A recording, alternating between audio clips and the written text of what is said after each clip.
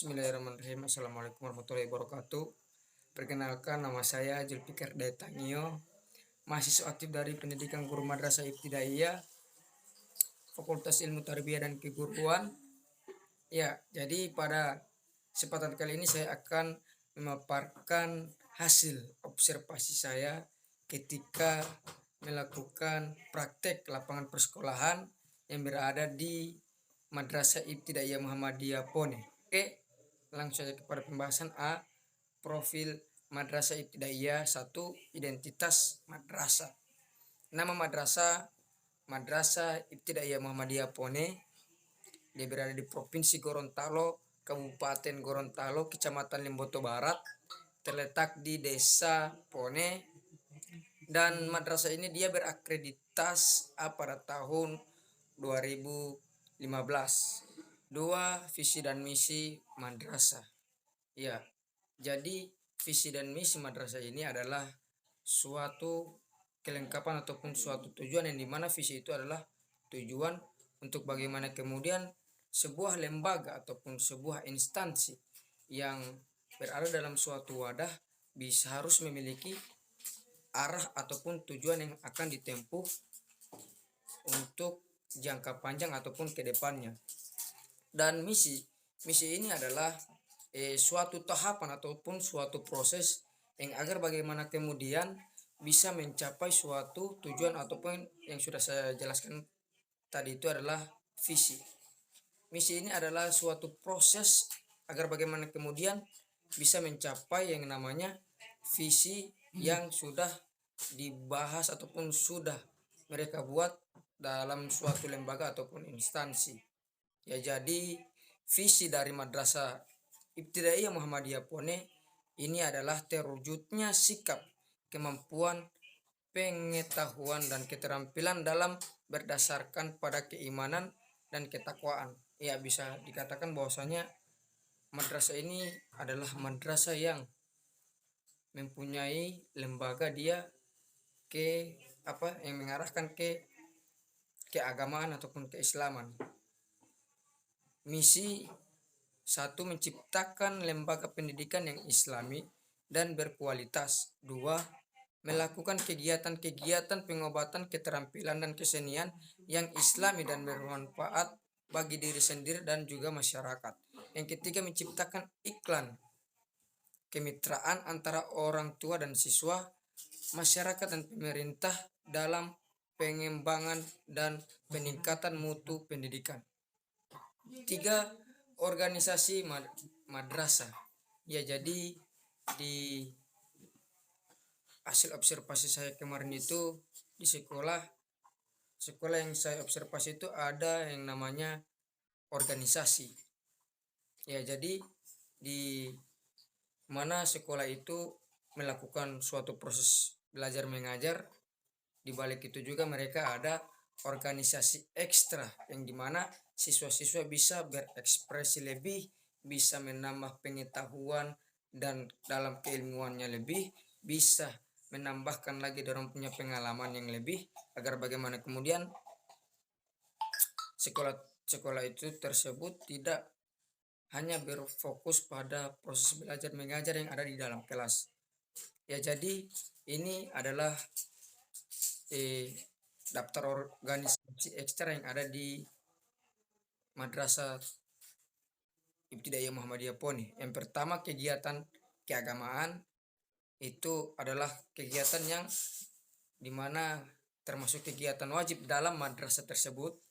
Yang kedua, dia kegiatan seni. Yang ketiga, kegiatan kepramukaan. Yang keempat, kegiatan PMR. Yang kelima, kegiatan UKS. Dan yang keenam ialah kegiatan olahraga. Ya, lanjut. 4. Sarana dan prasarana yang ada di dalam Madrasah Ibtidaiyah Muhammadiyah Pone. Ya, jadi sebelum kita masuk di sarana dan prasarana yang ada di dalam suatu lembaga Madrasah Ibtidaiyah Muhammadiyah Pone, saya akan menyentuh sedikit dulu. Sarana dan prasarana itu adalah suatu alat yang bagaimana kemudian bisa berguna bagi siswa, bagi guru. Yang diantaranya itu contoh ada Astagfirullahaladzim, sampai meja, buku, papan tulis yang disediakan oleh madrasah. Itu adalah sarana prasarana. Ya, jadi sarana prasarana yang ada di dalam Madrasah Ibtidaiyah Muhammadiyah Poni itu, yang pertama itu adalah siswa memiliki kebiasaan untuk keberanian mengungkapkan ide, gagasan, dan pemikiran.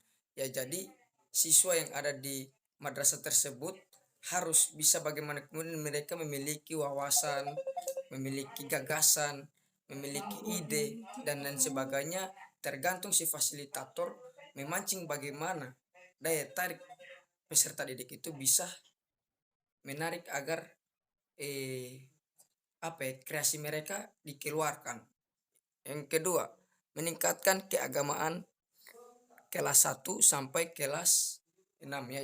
Ya, jadi seperti yang saya katakan sebelumnya, bahwasanya madrasah ini dia berfokus pada keagamaan, di mana siswa dari kelas 1 maupun sampai kelas 6 itu harus agar bagaimana kemudian mereka bisa mengimplementasikan lagi soal keimanan, keagamaan, agar bagaimana kemudian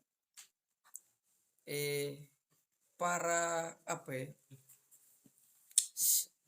para penerus bangsa ini bisa berfokus kepada keagamaan dan bisa berguna lagi untuk masyarakat nantinya.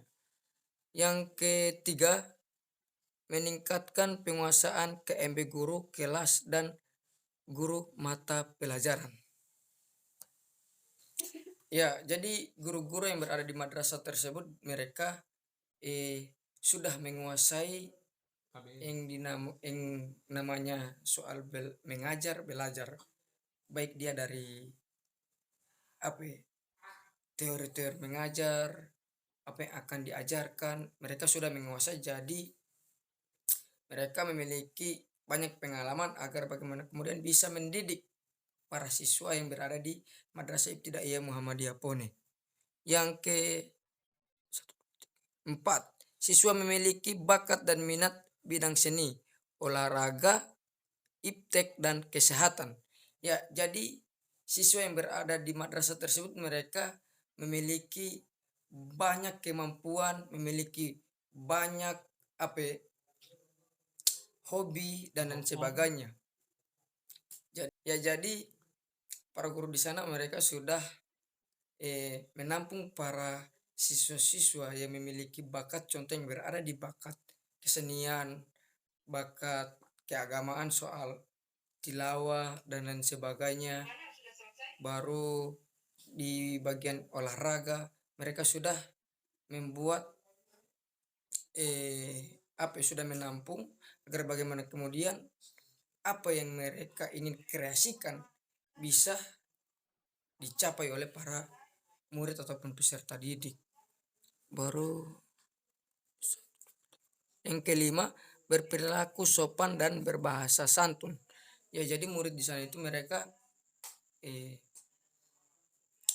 selalu mengutamakan yang namanya adab, yang juga sering diajarkan oleh para guru baik dalam teori maupun dalam perilaku keseharian dari para siswa. Keenam ialah mampu berbahasa Gorontalo dengan benar.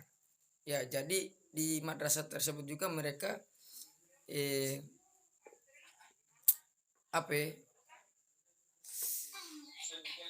berfokus juga pada bahasa daerah. Ya, jadi kebetulan saya asli Gorontalo dan lembaga yang saya observasi kemarin juga berada di Provinsi Gorontalo. Ya, jadi bahasa yang dikembangkan dalam madrasah tersebut adalah bahasa daerah Ulondalo, yang dimana bahasa itu adalah bahasa keseharian kami yang berada di daerah. Yang keberapa nih? Ketujuh, mencapai kriteria mentuntaskan minimal KKM. Ya, jadi para siswa di sana juga dituntut agar bagaimana kemudian mereka bisa tuntas dalam setiap mata pelajaran. Jadi guru di sana mereka membimbing terus para murid agar bagaimana kemudian para murid itu bisa tuntas dalam mata pelajaran, setiap mata pelajaran. Yang kedelapan, bersikap dan bertingkah laku sesuai dengan ajaran agama Islam yang dianut dalam kehidupan sehari-hari. Ya, jadi para siswa di sana mereka memiliki kriteria ataupun perilaku yang sopan, baik, dan lain sebagainya, karena ketika saya baru masuk observasi hari pertama di madrasah tersebut, para siswa di sana langsung datang kepada kami, para mahasiswa yang observasi, cium tangan dan lain sebagainya. Di situ saya berpikir ya bahwasanya para murid di sini selalu ditegaskan para guru agar bagaimana kemudian bisa memiliki adab, akhlak dan lain sebagainya. Baru B, sarana prasarana. Ya, jadi sarana prasarana yang ada di madrasah ini adalah bangunan sekolah yang memiliki 2 bangunan, 3 bangunan, 2 bangunan untuk kelas perpustakaan, dan yang satu bangunannya itu ada bangunan staf dewan guru. Baru lapangan sekolah di sana juga ada satu lapangan sekolah. Di situ sudah digabungkan baik lapangan voli, lapangan badminton, futsal, basket dan lain sebagainya. Jadi sudah disatukan dalam satu lapangan. Baru perpustakaan ya. Jadi perpustakaan yang ada di madrasah tersebut itu dia bisa dikatakan masih cukup sangat sederhana, menggunakan alat ataupun peralatan yang seadanya saja, dikarenakan di sana mungkin pembangunan belum dilakukan, akan tetapi sudah bisa dikatakan cukup memuaskan untuk para murid belajar di madrasah tersebut. WC, toilet, sekolah. Ya, jadi di madrasah tersebut memiliki 3 WC. Itu WC ataupun toilet itu sudah disatukan. 2 WC ataupun toilet itu untuk para siswa yang putri, untuk WC ataupun toilet yang satu lagi untuk siswa para putra, dan yang satunya itu untuk para staf dewan guru. Ruang kelas di madrasah tersebut dia memiliki 6 kelas, 7 kelas, 2 untuk perpustakaan, 1 untuk perpustakaan, satunya lagi untuk musola, yang satunya itu ruang UKS. Baru ruang tata usaha, ya ruang tata usaha itu sudah digabungkan di satu bangunan yang ada di staf dewan guru tersebut, tapi dia memiliki ruangan tersendiri. Meja dan kursi itu sangat lengkap, alhamdulillah. Meja di sana sekitaran 120-an. Meja juga seperti itu sekitaran 120-an. Lanjut.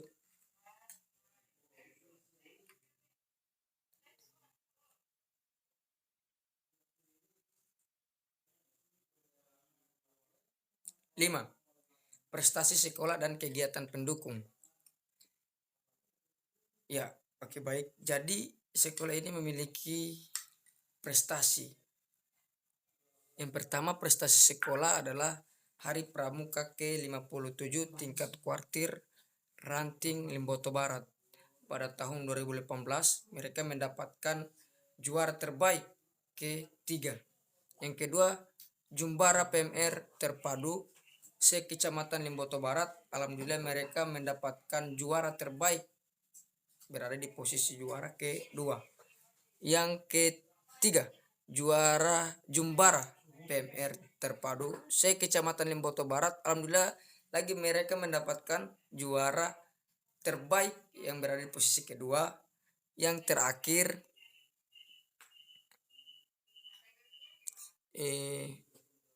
dua, kunjungan pendukung dari puskesmas untuk memeriksa kesehatan bagi siswa. Ya, jadi di setiap setiap bulan ada kunjungan dari puskesmas dari pihak kesehatan untuk memeriksa rutin kesehatan para si peserta didik. Masuk di hasil kegiatan praktek lapangan persekolahan 1A, observasi kultur dan manajemen sekolah. 1. Perilaku siswa di dalam dan di luar kelas. Di antaranya perilaku siswa di dalam menerima materi pelajaran sangat aktif, antusias. Mereka pun menerima dengan baik. Ya, jadi para siswa di sana mereka sangat antusias untuk menerima mata pelajaran dari si fasilitator ataupun bisa dikatakan dia sebagai guru, dikarenakan guru di sana itu memiliki kreativitasnya sendiri dalam belajar mengajar di setiap guru. Setiap guru di sana itu mereka memiliki kreasi sendiri dalam membuat suatu forum yang ada dalam kelas itu bisa dihidupkan. Di luar kelas, setiap bertemu dengan guru siswa memberikan salam dan saling menghormati sesama teman dan mereka bermain dengan teman sebayanya. Ya, jadi yang saya katakan sebelumnya, di sana para siswa ketika bertemu guru mereka mencium tangan dan bermain dengan teman sebayanya juga sesuai dengan apa yang sudah diajarkan oleh para guru-guru di sana. 2. Kebiasaan yang sedang dibudayakan atau yang selalu membudaya. Yang pertama, sebelum masuk di kelas siswa melakukan sholat duha berjamaah. Setiap hari Jumat mereka melakukan kegiatan senam di halaman sekolah dan selesai pembelajaran, guru melakukan latihan upacara kepada siswa yang bertugas hari Senin. Siswa melakukan upacara setiap hari Senin dan setelah upacara siswa salaman dengan staf dewan guru.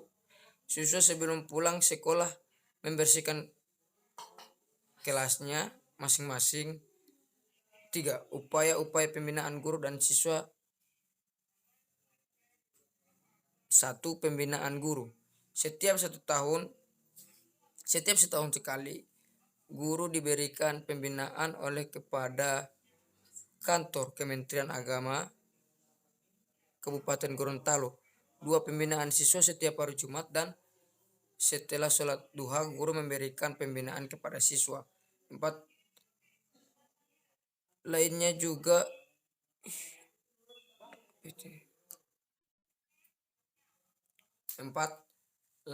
jika ada misalnya kedisiplinan, kebersihan dan lain-lain.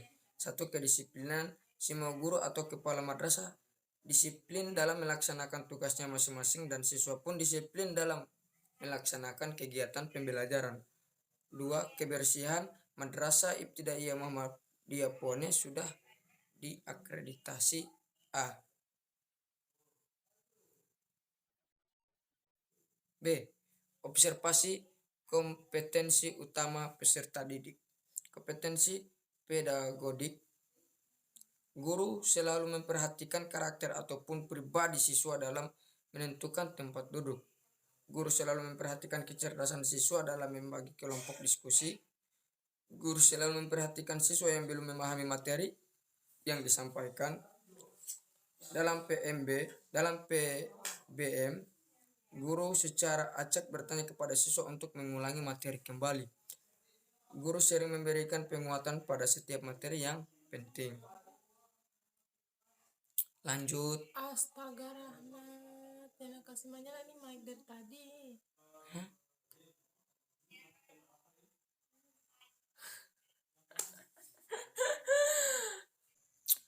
Oke, lanjut di C, observasi pemahaman peserta didik. 1. Hasil identifikasi karakteristik peserta didik. Mengidentifikasi karakteristik peserta didik itu berbeda-beda dikarenakan karakter peserta didik itu tidak sama, ada yang giat belajar dan juga ada yang kuat kurang dalam belajar mengajar. 2. Tingkat partisipasi peserta dalam proses pembelajaran. Dalam proses pembelajaran peserta didik cukup baik dalam menerima pelajaran dari pendidik dan juga ada yang kurang baik dalam menerima pelajaran yang diberikan pendidik. 3. Pengaturan kelas. Setiap 1 minggu sekali pendidik mengubah posisi tempat duduk peserta didik agar mereka tidak bosan dan lebih semangat lagi dan lebih giat lagi dalam menerima pelajaran. 4. Problem dan solusi penyimpangan perilaku peserta didik. Problem peserta didik di kelas 3 masih ada siswa yang membawa mainan di dalam kelas pada saat proses belajar mengajar. Solusinya, wali kelas melakukan razia setiap kali pertemuan dalam kelas. Setiap 5.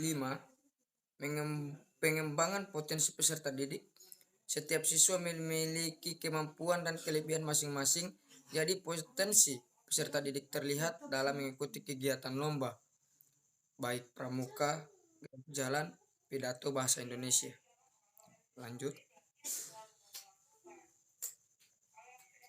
D. Observasi proses pembelajaran.